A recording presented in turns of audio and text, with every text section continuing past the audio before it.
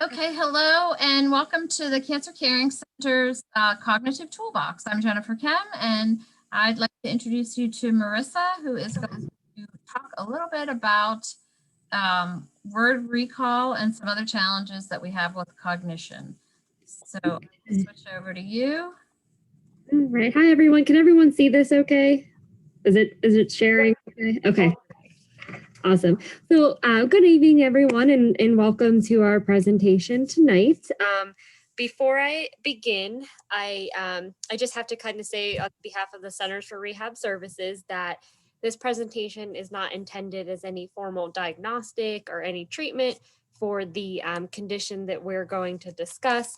But if you do have any symptoms related to the content or of the presentation or any of the conditions, please feel free to consult your medical professional as well as myself, and I can help kind of guide you in the right direction, which we can try to talk about a little bit later as well.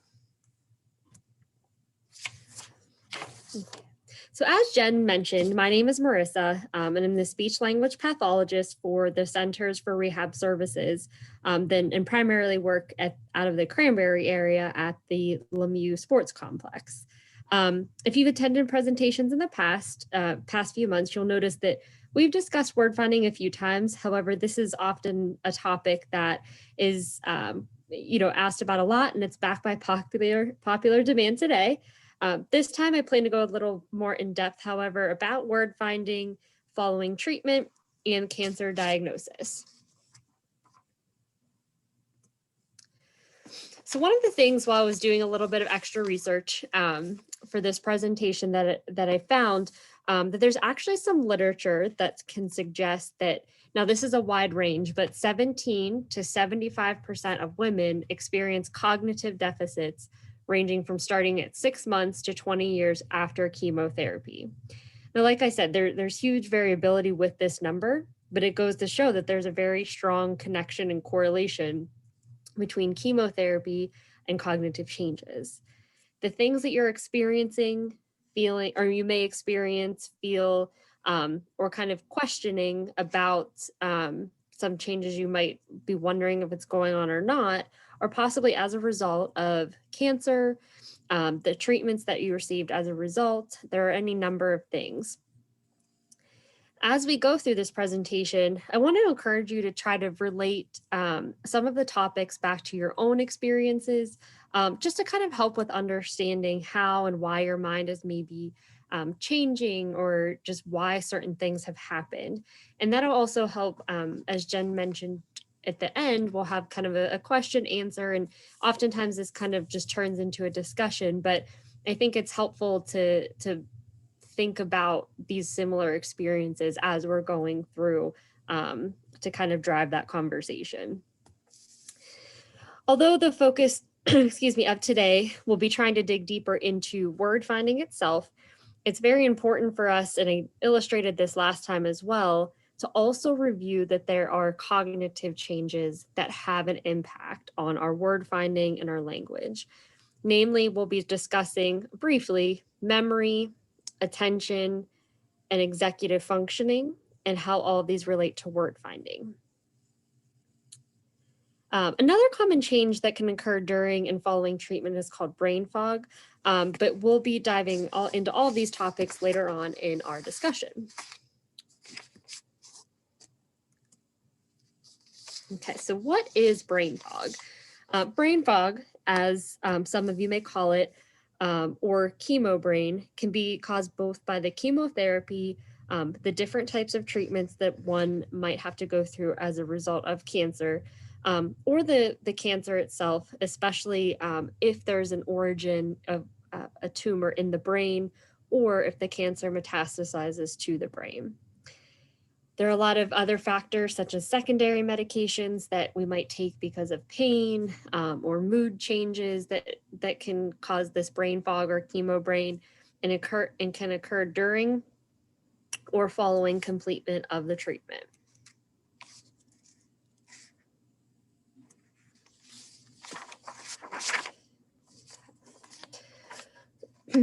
To discuss a little bit more in depth, complications can vary and can present very differently from one person to another, also depending on locations that are affected in the brain. Someone whose cancer affects their central nervous system, for example, may have similar presentation to someone we might see with a focal brain injury. And when I mean focal brain injury, I'm referring to an injury to a specific part of the brain. And different parts of the brain yield different impairments based on the location. When the right hemisphere is affected, we might see and experience deficits with our nonverbal or our pragmatic communication, our body language, our gestures, socially, whether we're socially appropriate, things like that. We might experience a left-sided neglect, some visual constructional impairments, and some speech pattern changes. All of these areas are housed in the right hemisphere of our brain. Conversely, we have the left hemisphere. With the left hemisphere, this is where a lot of our language symptoms might occur, changes in attention, our verbal reasoning, again, memory, and we might experience the opposite as far as a right hemiparesis.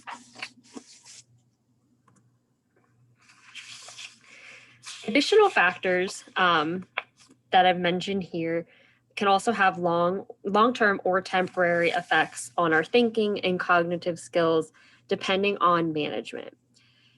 Hypertension or hypotension can impact our ability to focus, retain information, and think. So proper monitoring is often important when it comes to having any blood pressure issues. As I also mentioned with the brain fog, modifications to medications can improve or conversely affect our mental clarity and focus, thus improving or making recall harder or more difficult. Sleep is very important. It's important for everybody, but especially when it comes to having a healthy brain, it's important.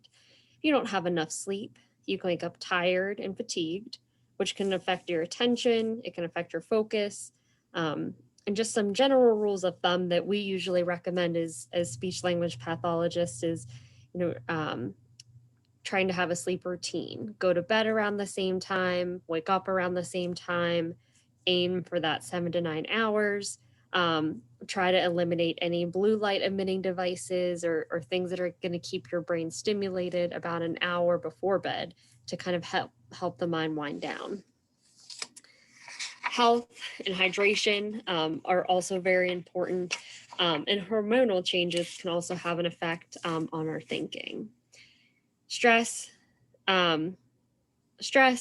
mood, emotional changes can exacerbate our cognitive symptoms, so it's important to incorporate self-care. And that looks different for everybody. Some people prefer mindfulness. Sometimes self-care is exercise. Sometimes self-care is reading or just kind of taking a few minutes to just do something that you want for yourself. But it's important to find what's right for you, find what's important, and kind of stick with that. And most importantly, above all, talk to your doctor, talk to your physicians, talk to your family, and just make sure you're doing your own research that can help with providing solutions. So something that we did not discuss during the last presentation was the overall anatomy of our brain. While this illustration is kind of simplified, I think it gives a really good overall impression of where cognitive changes and cognitive and language centers, of our brain lie, depending again on the area of the brain that's affected. If it's affected specifically by a certain site of lesion, it will determine some of the complications that we may experience. So for the purpose of our presentation today, most of the areas of concern that we would have would be our Broca's area, which you can see is kind of a lighter purple area, kind of in the frontal lobe of the brain. Our Wernicke's area, which is the yellow spot within the green section of the brain. And just overall, our temporal lobe really houses a lot of our language and our memory. And the parietal lobe also has some responsibility in this as well. So if we go to the left side of the screen, you can see the fourth down is Broca's area, which is our speech control. Right below that, we have our temporal lobe, which it controls our hearing, language, and memory. On the right side of the screen, we have the Wernicke's area, you can see is pointed to, which is our language and our comprehension.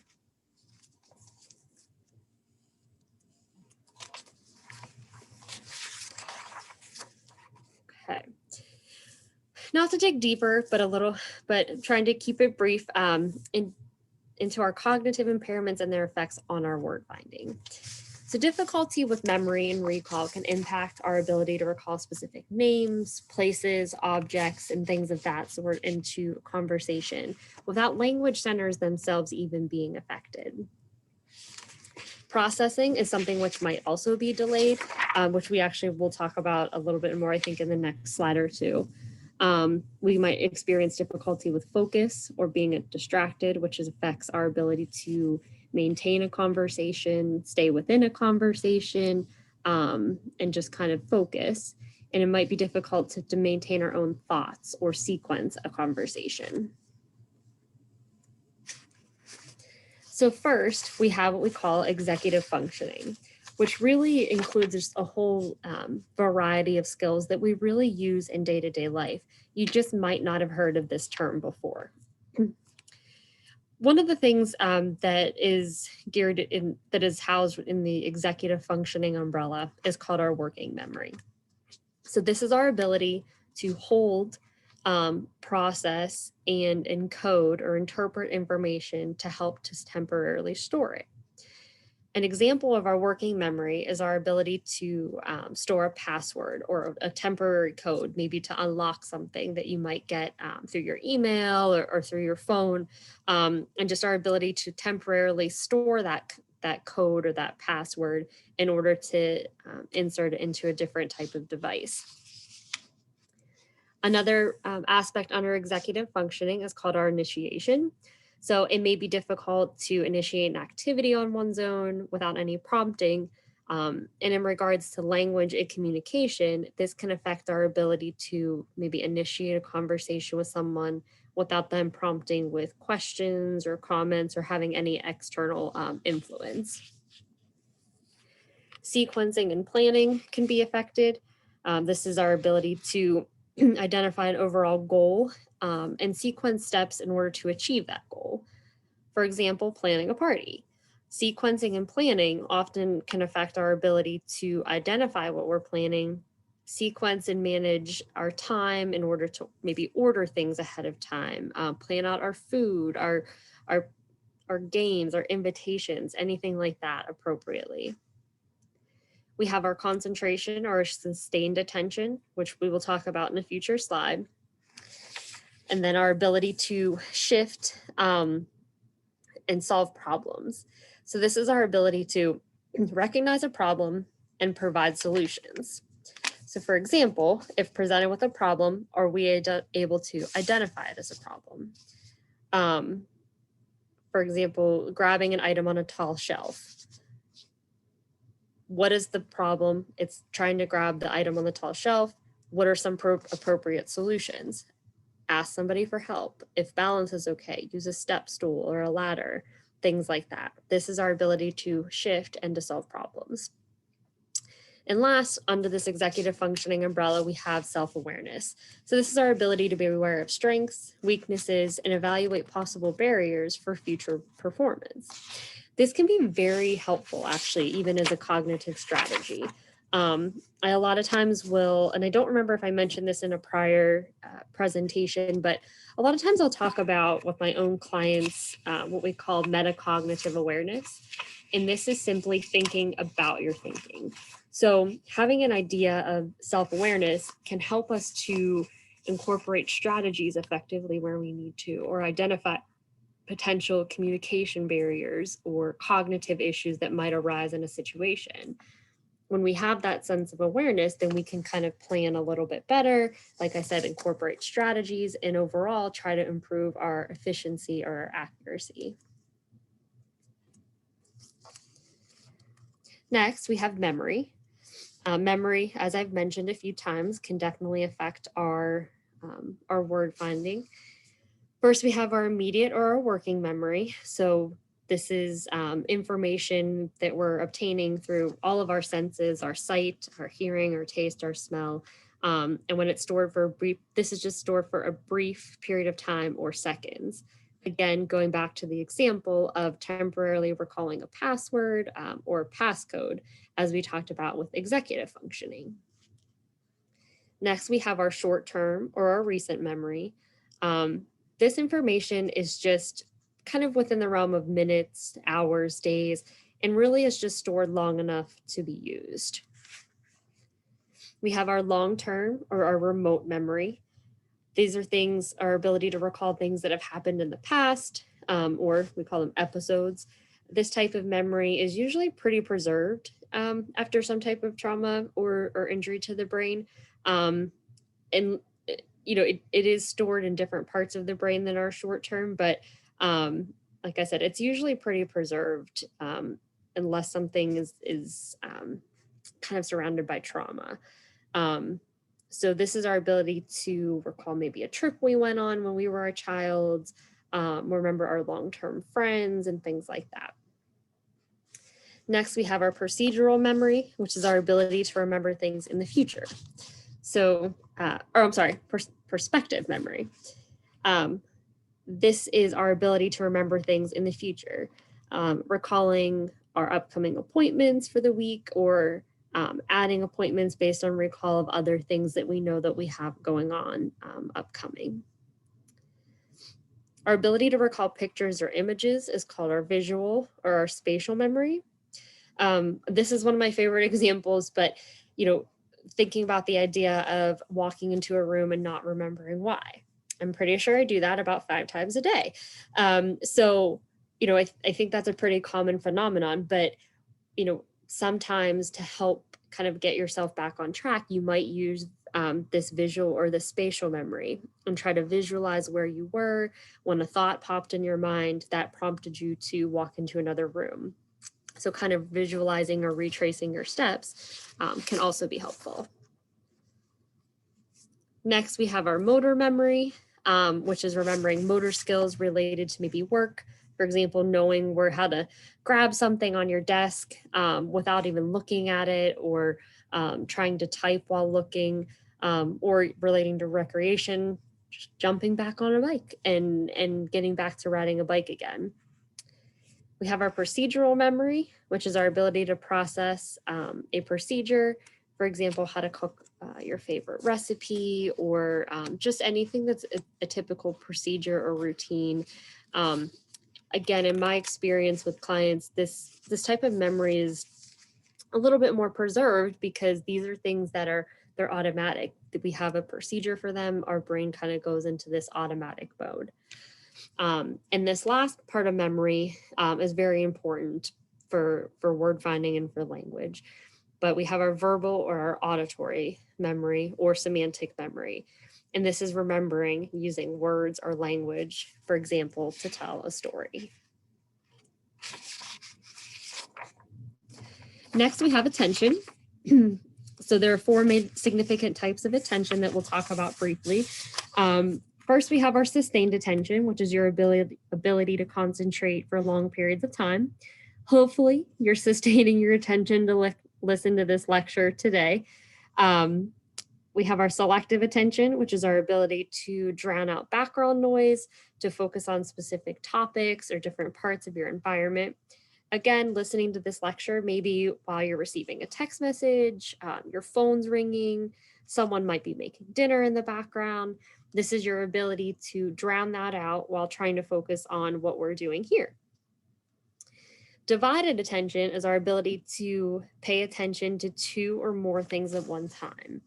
However, it's really important to reinforce that our brains aren't really meant to multitask. So while at one point it might have been easier to manage many things at one time, especially, multitasking at work, or if you have kids trying to manage different schedules and those kind of things, we weren't giving 100% effort to all of those things at one time. So as our brains change and cognition comes a little bit more to the forefront, it is more difficult to attend to multiple things.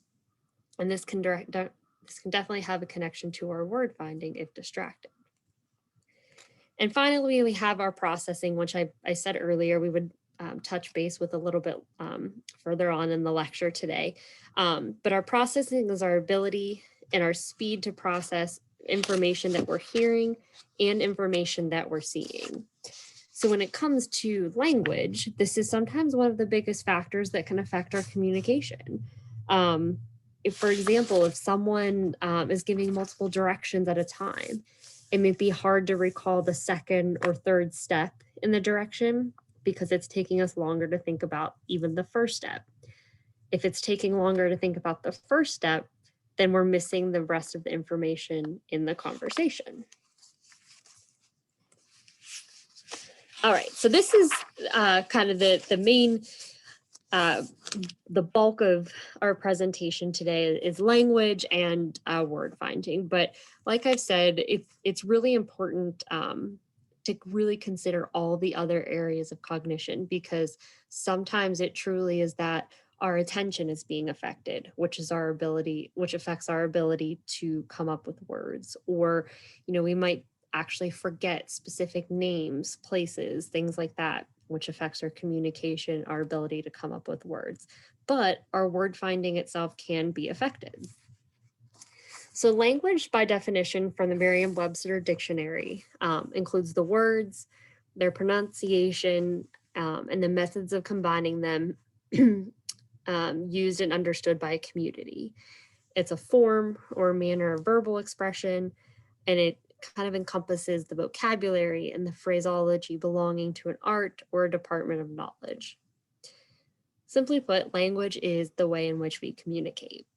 It involves verbal language, nonverbal language, so talks, like physically speaking, nonverbal, back to our body language, our gestures, things like that. It can affect our writing and our typing, as well as our ability to read and to understand clearly. Word finding difficulty is normal, but with a brain dysfunction, it can be more frequent or more severe. And whether we actively intend to or not, we're always communicating in some way with those around us.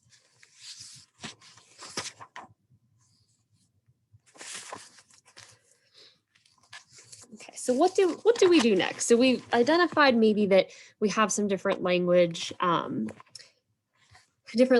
word finding impairments or cognitive. So what does that mean? What are the next steps?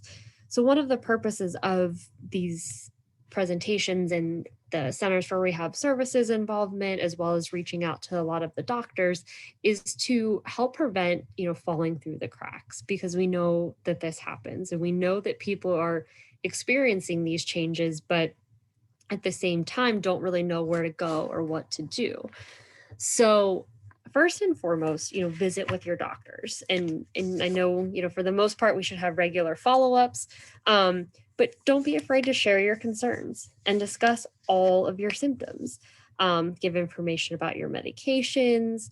If you have a hard time remembering things to bring up at your appointments, I know I do. Write down your questions so that you know that you're hitting on all of the areas of concern. Sometimes when we go to appointments, the medical side is at the forefront, which is very important. But because of that, we might forget to bring up memory, to bring up word finding and all of our concerns.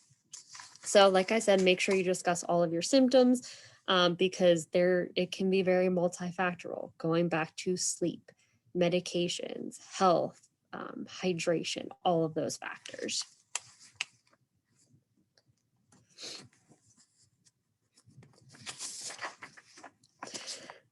So discussing concerns with your physician, attending lectures, participating in support groups, and finding resources is really important for getting you in the direction and getting you the help and care that you need. One of the pieces of that puzzle is speech, language, and cognitive therapy. I think sometimes the term speech language pathologist can be a little bit misleading because we do address voice, we address speech, We address language and word finding, cognition, and actually swallowing too, which I didn't put all of those on there for the purpose of today's presentation, but that talking with your doctor can kind of open up the idea of consulting a speech language pathologist to help. So our goal is to help provide you with exercises and with strategies to help improve these deficits. I don't remember if I mentioned this in any later slides, but I know for myself, I like to focus a lot on function with my clients. So I like to ask, how is this affecting you? How is this affecting day to day? Let's work on it. Let's find the strategies. Let's find the tools that are going to help you. So that's kind of the main idea of speech, language, and cognitive therapy. So everyone has some degree of word finding difficulty, but what differs sometimes following a cancer diagnosis and the treatment is the frequency in which this occurs. So things that we might have once shrugged off before might become more frequent, might be harder to self-correct, kind of harder to get yourself back on track. For most of us, this type of situation is infrequent. We might laugh it off, but then later recall a word. It might just pop up when we're not thinking about it.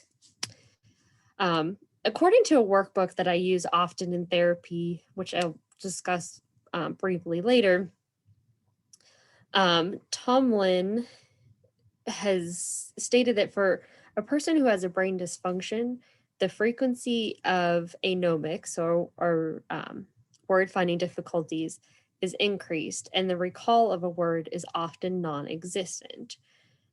This can lead to emotional changes as well, which can often exacerbate impairments. So what that basically means is, so word finding is seen across a lot of different diagnoses relating to cognitive dysfunction. Brain dysfunction. So strokes, brain injuries, concussions, cancer. So basically what that's saying is, we do have an increased chance of having difficulties with these types of diagnoses. As far as the emotional component, I know this is something that my own clients will experience very often, but being stuck on a word, having trouble coming up with a word can become very frustrating.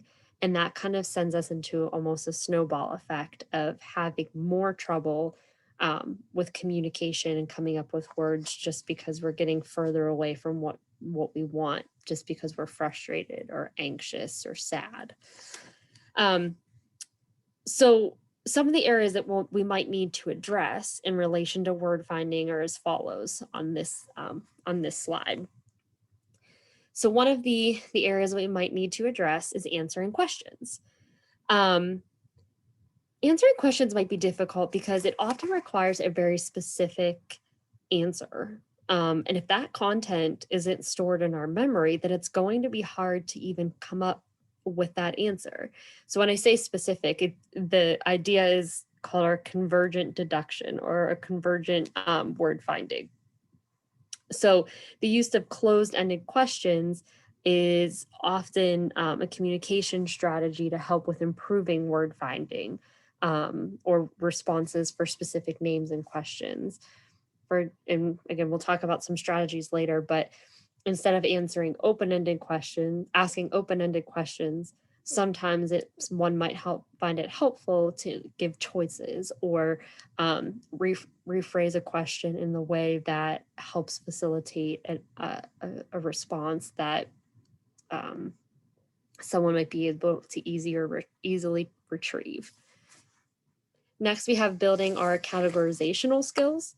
Our brains are highly organized organs, and I often compare them to filing cabinets. When information isn't organized, so to speak, in our brain, it might affect our ability to correctly find words. So by improving our ability to organize this information in a logical manner, this can help us to code or to retrieve words as we need to. Using word relationships can be very important.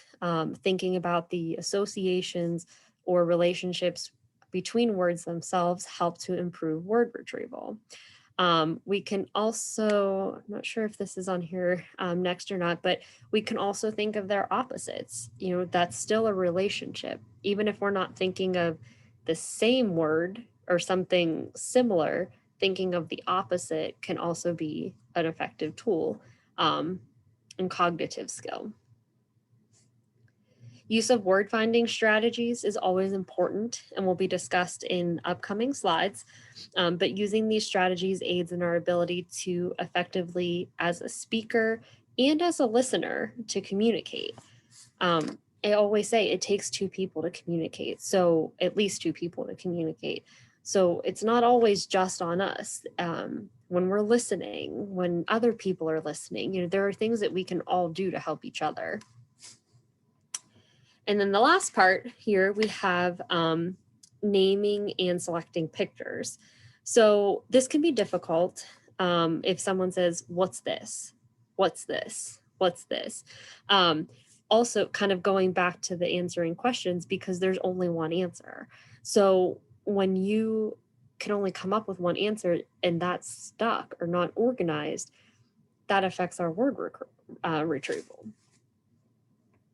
But sometimes giving more context, an initial letter, sounds, things like that can help to improve the naming in that situation.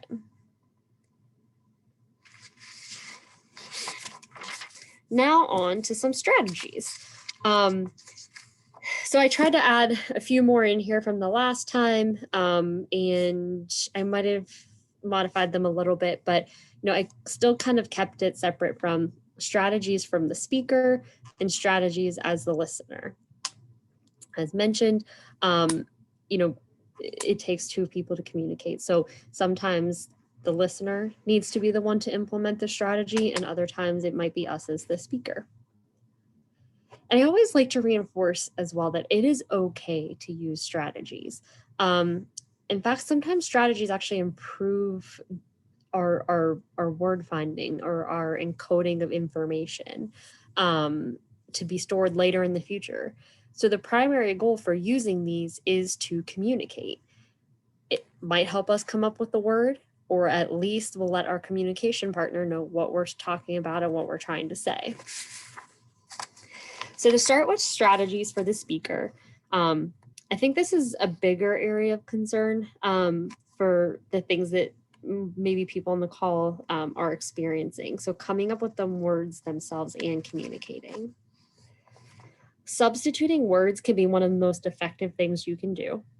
Kind of going back to that idea of the word association and using synonyms, using a similar word that doesn't change what you're trying to say can be very effective.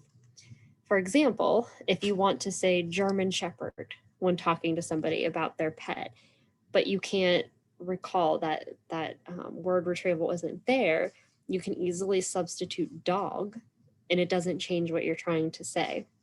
Now you couldn't substitute cat or golden retriever because that would change the meaning.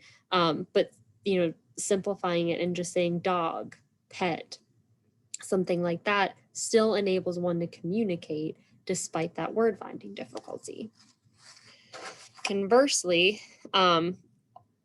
naming the opposite can also be helpful. So for example, if you're trying to think of the word notebook in reference to maybe like an iPad or something like that, you might say, oh, not my phone, not my computer. Oh, it's my iPad. So thinking about the opposite can help. Probably one of my favorite word finding strategies is called circumlocution. So describe it. Using circumlocution, we can describe or talk around the words that we want to say. Think about what's it look like, the target, whatever your word you're stuck on. What's it look like? What's it taste like? Where do you find it? What category is it? Is it a tool? Is it a food? Is it something you use for recreation? Give as many details as you can. Like many other strategies, this can help you generate the word, but this also builds semantic or meaning behind the words, helping us to encode for a later time. So let's use the example again of a computer. Let's say I'm talking about my computer or my laptop and I can't get that word out. I might say, oh, it's that thing. It has a keyboard. I use it to send my emails and to search the internet. My son or daughter types their papers on it. It's in my office.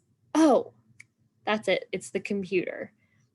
So again, that helped me to come up with the word, but also helps to build a relationship between that word and our brain to use it another time. Other types of communication like body language, gestures, pointing, and drawing can be helpful. It can also be helpful to visualize or form a mental picture in your mind about something to help you. And then one strategy which can be used as a clue or a cue for yourself is to think about the first letter or the first sound of a word. So you might not have that automatic retrieval of the word itself right away, but you know that it starts with a certain letter. So, for example, trying to think about maybe someone and where they live. Oh, I want to visit her. Now she lives in, what's the name of that city? ABC, Cincinnati. That's it. That she moved to Cincinnati. That can be a very effective strategy. Oops, sorry. Now as the listener, it's important to make sure that the environment that we have for communication facilitates good communication. First and foremost, we have to make sure that both of us are paying attention. Communication doesn't go well when one person's paying attention and the other one's not. And it's also hard to remember things that we're not paying attention to, know how to respond when we're not paying attention. Limiting extra noise and distractions can be helpful.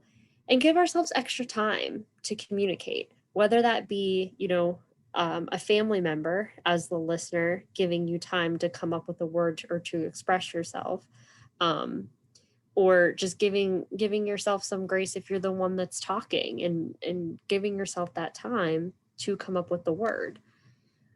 Try not to assume if you're a family member or a loved one or a caregiver that you know what someone's trying to say, and try not to interrupt or let them or not let them finish their sentence.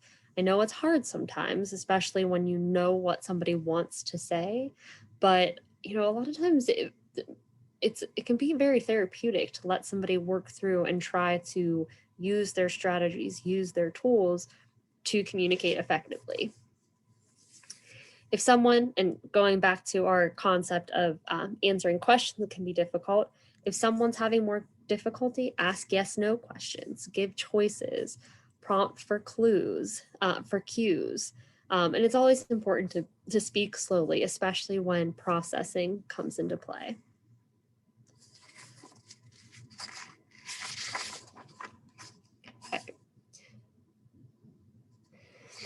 Okay, so you may be asking yourself, I have some strategies, I know a little bit about language now and cognition.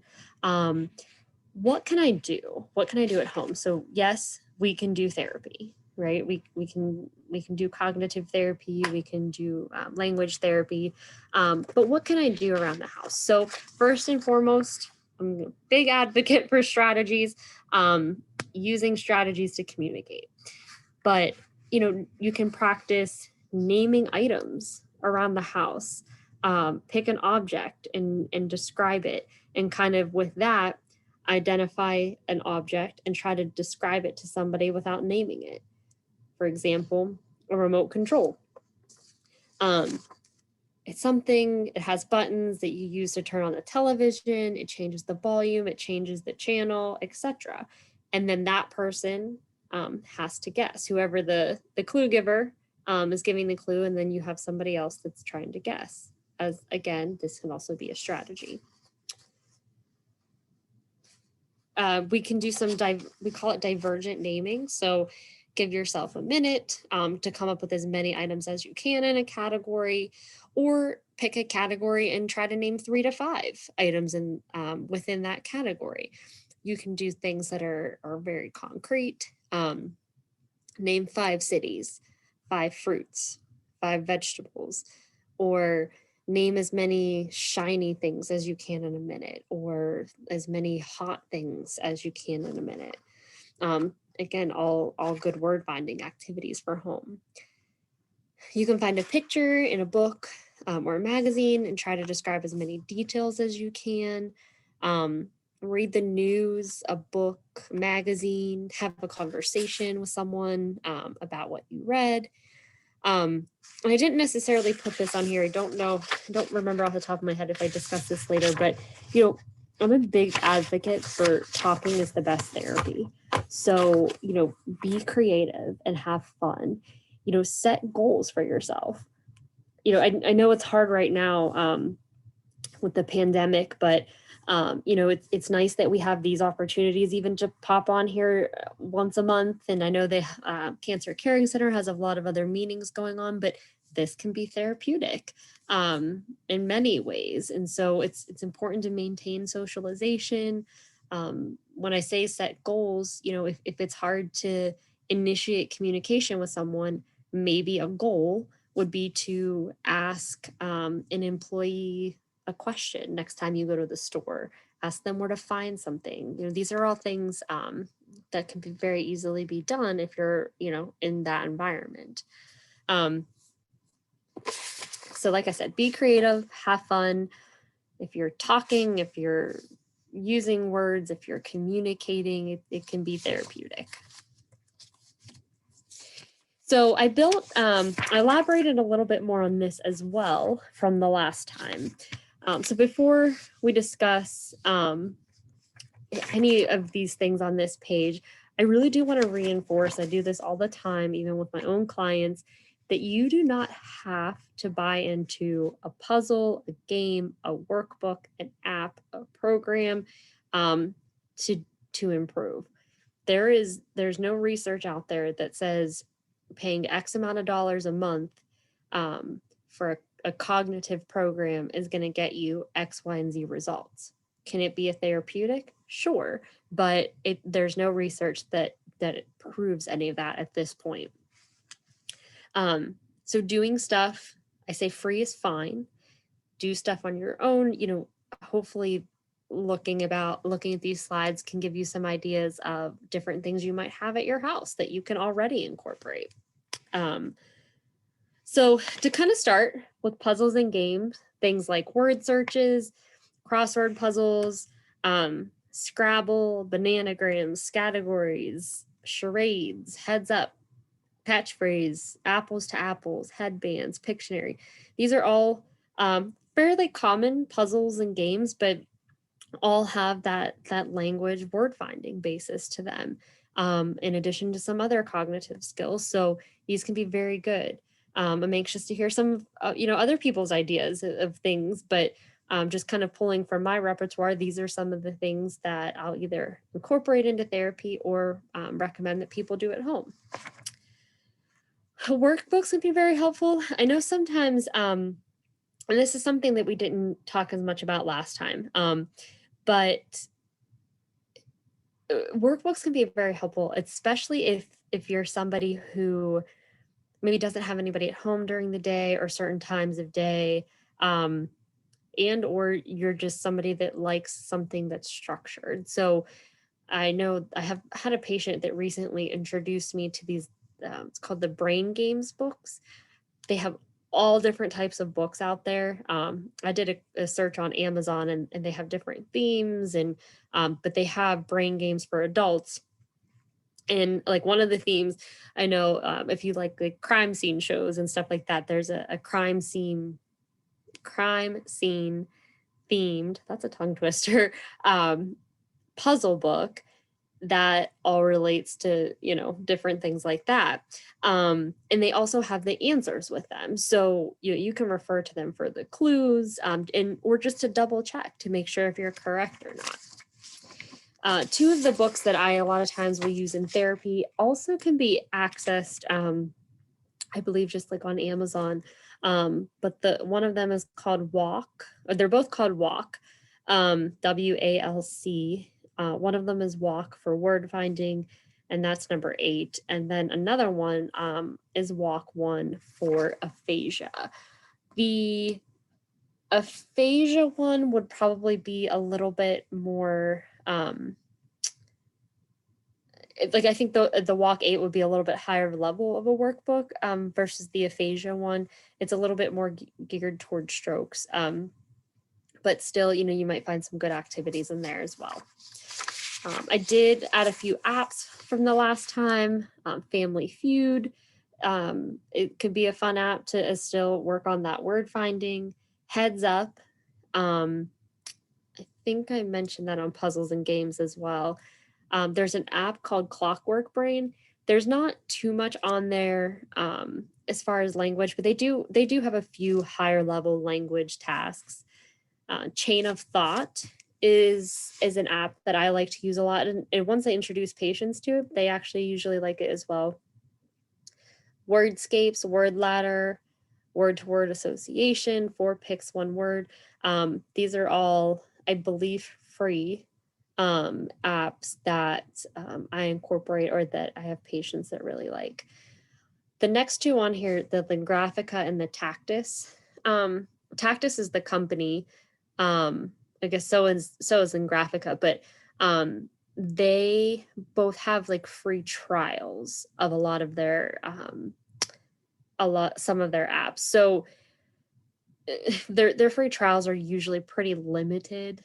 So I even personally tend to go towards more of the other apps and things like that. But they are options if that's something that you would like to explore. We got a little bit cut off here at the bottom. So then to kind of work into some different websites, I don't typically use too many websites as far as with therapy, but there are a few really good ones out there. This first one, memoryimprovementtips.com, has about 260, 270 free games on there, cognitive games. And I kind of like apps and websites because it's same thing with the puzzles and the games. It's fun, you're interactive, and you don't really feel like you're working on improving language and memory and things like that. So these are some of my favorite games on the Memory Improvement Tips website. If you are an AARP member, I haven't been able to access their games in a while, but because I'm not a member, but if you're a member, they have free brain games that when I was able to last access them were excellent. They were some of my favorite games actually to use in therapy, but I haven't been able to access them in quite some time. But I believe that's just under their brain game section. Braincurls.com has some verbal ability games, as well as one specific one is called Wordfall. I'm going to probably say this wrong. Brangle.com has some different vocabulary building tasks. And then I'm sure you've heard of Lumosity. This is one of those ones that you've probably seen commercials for or heard commercials for that has an app as well. It is one of those ones that's a program, but they have free limited versions. Their limited versions are still nice though. They give you about 3 free games every day, and they change them every day.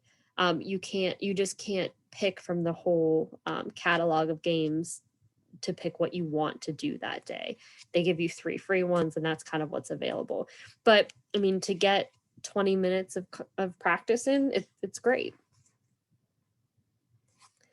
Okay, so I want to thank everybody for your time. I know some of this was repetitive, but I think we have a lot of new people on here, so hopefully that was still very helpful to hear kind of the basics when it comes to cognition and word finding. But I really want to thank everybody for joining and for giving me the time to speak today.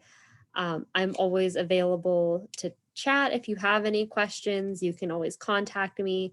Like I said, I'm at the Lemieux Sports Complex in Cranberry, so I can either help with any questions that you might have, or get you in the right direction if you are interested in therapy. So again, thank you very much, and we will go ahead once Jen stops the recording, go into some questions and comments.